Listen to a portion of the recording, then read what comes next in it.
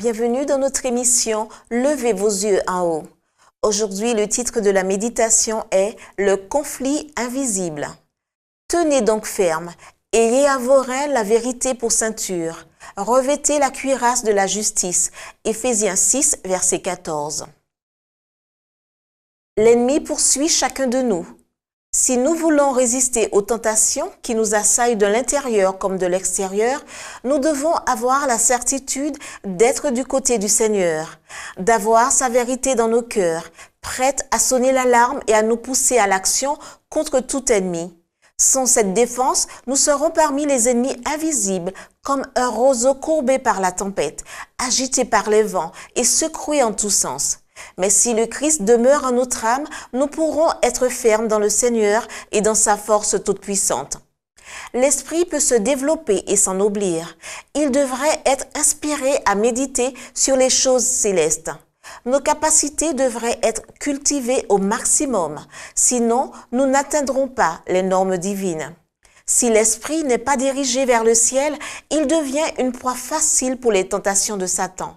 L'ennemi le presse à s'engager dans des projets et des entreprises terrestres n'ayant aucun lien particulier avec Dieu. Tout le zèle, tout le dévouement, toute l'énergie inquiète, tous les désirs fiévreux sont impliqués dans cette tâche. Et Satan rit de voir l'effort humain lutter avec tant de persévérance pour quelque chose qu'il n'obtiendra jamais, qui restera toujours hors de sa portée. Par certains côtés, nous devons d'être indépendants et de compter sur nous-mêmes.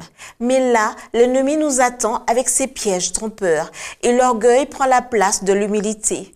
Quand vous ou moi comptons sur nos propres ressources, notre propre sagesse et les desseins de notre cœur, nous essuyons finalement la désillusion, la honte et la confusion.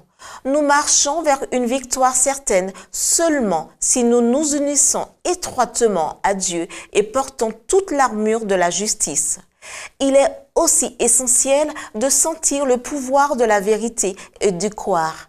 Elle doit avoir sur l'esprit une influence constante et ferme.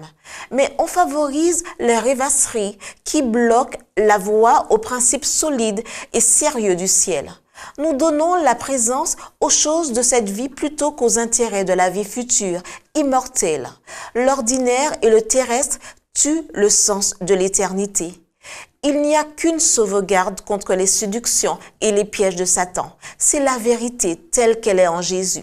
La vérité semée dans le cœur, nourrie par la vigilance et la prière, nourrie par la grâce du Christ, nous donnera le discernement.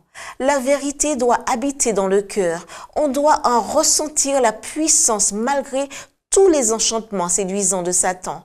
La vérité peut purifier, guider et bénir l'âme.